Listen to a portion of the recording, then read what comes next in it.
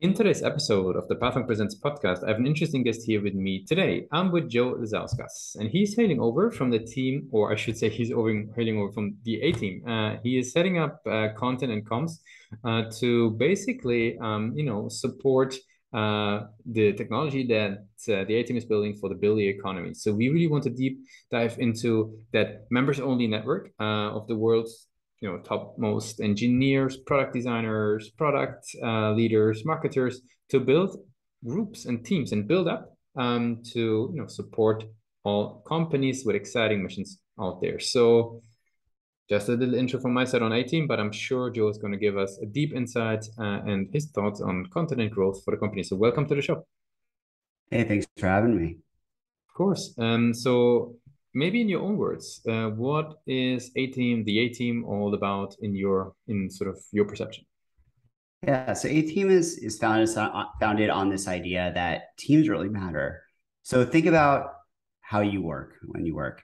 The way that we experience work the most is through a team. You think of any great innovation, any great accomplishment, right, in history. It's always been accomplished by a team. But today, teams haven't really been productized in any way. We go through this very manual, laborious process of putting a team together, right? We have a 4 to 6 month hiring process to find just the right person for a role. And then once we hire those people, we have to figure out how to assemble them into the perfect team that's going to allow us to unlock everything that we want to build as a company, that allow us to create that company and those products of our dream.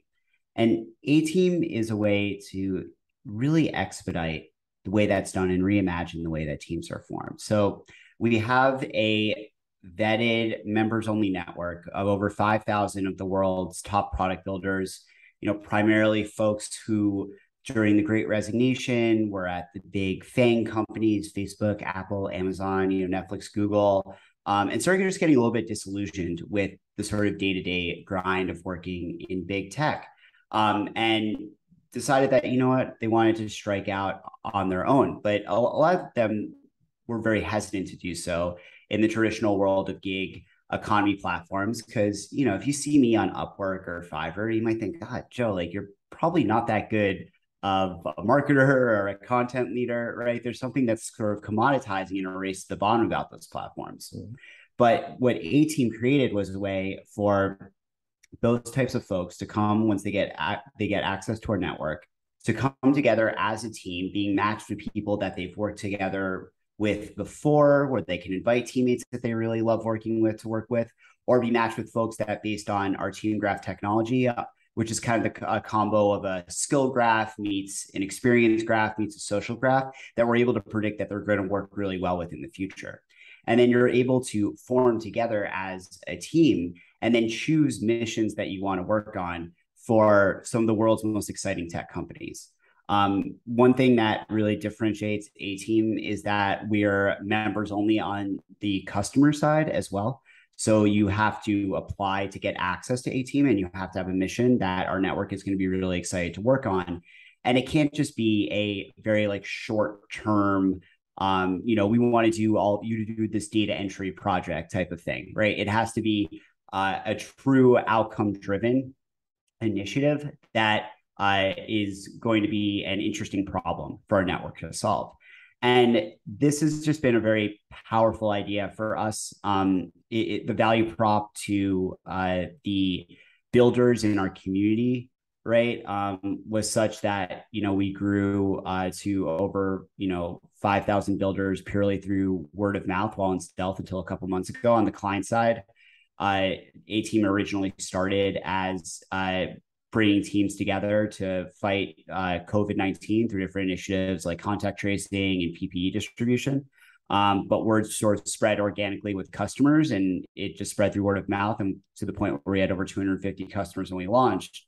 And now we're kind of at this interesting point post-launch in which there's been a lot of press about us in the Times and Forbes, TechCrunch, a bunch of other outlets, where we're starting to see that really explode, right? And have more and more companies, requesting to join the network, have more amazing builders requesting to join the network, right at a time where the way that we work is shifting so much, especially in amidst the Great Resignation, amidst the sort of post-pandemic landscape.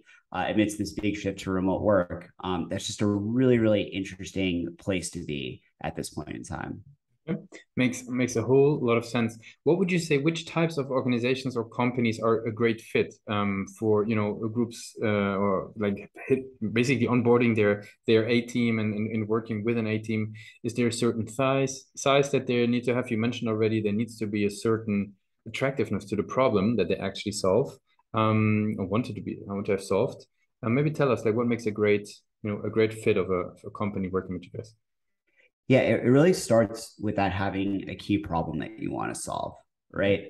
And that really varies based on the stage of the company in terms of how they use A-Team. So we see everyone from early stage to enterprise companies using A-Team, but the use case is a little bit different in each. One thing that we're seeing a lot lately with very early stage companies is the option to not have to go through the process of putting together an entire founding product and engineering team, but just using an A-Team to build your initial product instead. It's actually something our first customer, Blake Street, did, which is this, I don't know if you might not have seen it. They're starting to spread globally, really popular here in New York, but it's this tech-enabled small format coffee shop where basically it's just like a very smooth app experience. These very small little shops you're able to pop in and just get some of the best coffee in New York. And now it's spreading to Europe, it's spreading to Brazil, it's spreading all over the US. They used A-Team to build their initial app to get the whole business off the ground because it's all geared around this very delightful app that you're able to order from. It's a very simple example. We see other companies like Accrue Savings that have a non-technical founder and a really big product vision, but wanting to not waste another year building that team, getting them onboarded, just using A-Team to build their first product, to get going, to raise 20 million plus. And then, maybe they'll still bring on some full-time folks, but use their A-Team as a very integrated part of what we call like a blended team of full-time and independent workers. And then in the enterprise, what we see is a lot of companies like McGraw-Hill, which wanted to build basically like the TikTok for mobile education. It's spent tens of millions of dollars working with McKinsey and the big consultancies in the past, using an A-Team to actually build the prototypes of these new products to disrupt their own businesses and develop new business lines within their organization. And it's just a really interesting to see how this model of cloud-based teams, which we think of kind of like the equivalent of cloud computing, but for top tech talent, right? Where you can access it on demand and throttle up your resources up or down, depending on what your needs are on the stage of the product development cycle. It's really interesting to see how different types of companies at different stages are able to use this framework. That makes sense. Who within those organizations would be typically a point of contact? Like, is that, because the problems can come from the product side, they might come from sort of a growth marketing side, they might come from the web dev team side. Like, who is typically the champion within those organizations for, getting the A-Team on board? Yeah. So at the early stage and growth level, it's very much the founders and the sort of CPO, CTO, head of product, head of engineering, head of marketing too, because we do see that as a really growing use case for us. We have a lot of growth marketers and designers on A-Team. And that's obviously the big challenge that often comes with launching your first product is also bringing it to market. So that's something that we've come to specialize in as well. When you get to enterprise, we tend to see it, a little bit farther down the chain often, but people are still managing quite large teams, right? Just everything gets knocked down a bit at the enterprise level. And then we're starting to work more with HR as having A-Team as this enterprise-wide solution for all the talent needs you have across these different departments. Because so often, there are individual departments or lines of business that have a discretionary budget, and they're using that to bring on independent workers, and HR sometimes feels a little bit out of the loop. But what's attractive to a lot of them is this idea that, okay, I can have this very robust solution where I can deploy teams of people to solve all these different problems across my organization, and have greater influence, especially now that we're seeing like this pretty sizable shift away from pure full-time workforces to a lot more independent workers inside companies, and and much more blended teams of full-time employees and independent workers. Makes sense.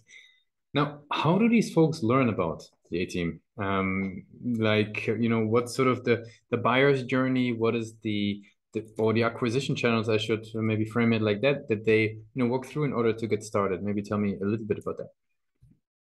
Yeah, so there's really two key levers for us right now. And keep in mind, our full go-to-market is pretty young because we just came out of stealth in May. But the first was really content and PR.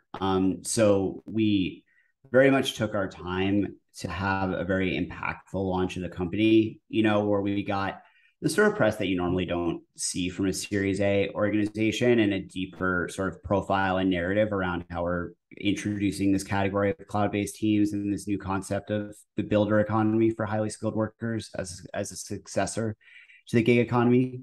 So, when you're getting pieces in the Times and Forbes and TechCrunch and, Axios and Fortune and, getting talked about on podcasts like My First Million, like that obviously is a huge organic inbound demand driver. But then we're also investing very heavily in content and as well with our own thought leadership, because what we've realized is that we're introducing a new concept into the world of how you're going to work. Cloud-based teams are a fundamentally new idea. The idea of bringing on an entire team of independent workers to solve a problem and to accelerate your product development is very new. It's different than thinking about using traditional gig economy platforms. And it's also different sort of problems that you can solve with traditional gig economy platforms. So we have to very much influence the way that people think about what's possible in building their company and their talent org through really strong thought leadership. We're also making a big investment in original research. We have a few big studies coming out to generate a lot of those news hooks and constant press attention that's going to keep A.Team in the news. We're using a lot of partnerships for that. So partnering with a lot of different VCs that we either partner with or invested with us, with different larger industry organizations to get in front of a broader audience. And then we leverage paid for this as well, right? Mm-hmm. Where we will make sure that, say, the press that we're getting, we push it across LinkedIn, Facebook, Instagram, make sure that it's seen by the audience that we want to know about A.Team. Mm-hmm. And then, we obviously do direct response marketing as well as a follow-up to a lot of that, so that we're converting folks through the funnel. Very cool. I mean, I'm curious then about that, because obviously you're coming from a content angle. What role does the website play? How do you think about the website as part of their journey? For example, if we're looking at the companies, being interested in getting started, what role does it play in your mind? I mean, obviously the website, I think, plays a huge role in multiple stages of the customer journey, right? For us, it's very much about communicating our brand value proposition, the quality of our brand to our audience. We very much for a long time just had this stealth one page, kind of crappy website. I mean, it looked good, but it didn't really tell you a lot about A.Team. And then launching this new go-to-market site, obviously we're still learning about what works best, but we definitely see, a much higher conversion rate through it. We want people to really see what's possible with A.Team through that experience. So what are the sort of teams that I can work with? What are companies that are similar to me? What problems are they solving with A.Team? What does it actually look like to get started with A.Team? Because that's one of the big value propositions, right? Is that you can be deploying and working with a team in less than 10 days and building things that are impactful to your business. So that's really crucial. And obviously it's where we host our content as well. And we really like to think about how we nurture each of those steps in the customer journey accordingly. So, starting with more brand awareness campaigns and content promotion to a broader audience to familiarize them with A.Team and how we're thinking about the world. And then following that up with, direct response marketing, using retargeting, that's going to get those folks to actually come into our funnel and request to join the network and propose a mission.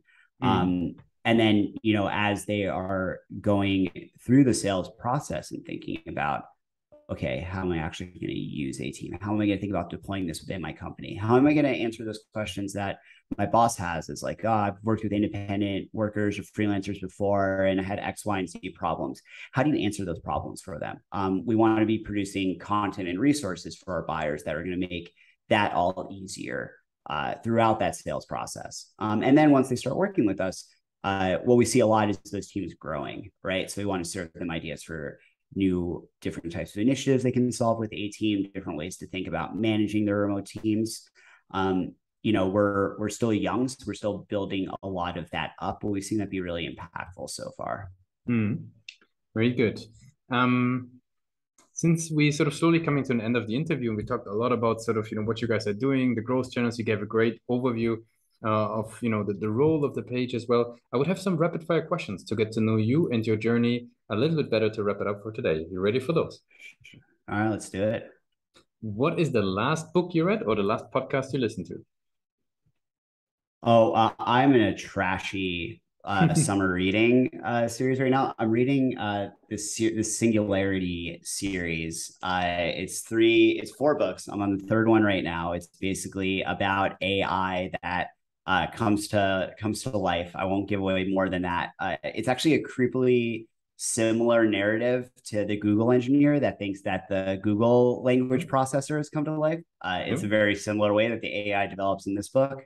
So if you're a fan of that news story, you might really like this book. But it's sort of like a mystery novel for tech nerds, is how you could describe it. What's one single thing that your company is focused on the most at the moment?